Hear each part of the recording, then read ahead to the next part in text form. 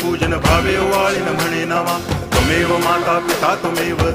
बंधुश्च सखा त्वमेव विद्या तरुणं त्वमेव सर्वं मम देव कायेन वाचा मनसेन्द्रियैर्वा बुद्ध्यात्मना वा प्रकृति स्वभावात् करोमि यद्यत् सकलं परस्मै नारायणायति समर्पयामि अच्युतं केशवं रामनारायणं कृष्णदामोदरं वासुदेवं हरि गिरिधरं माधवं गोपिकावल्लभं जानकीनायकं रामचन्द्रं भजे हरे राम राम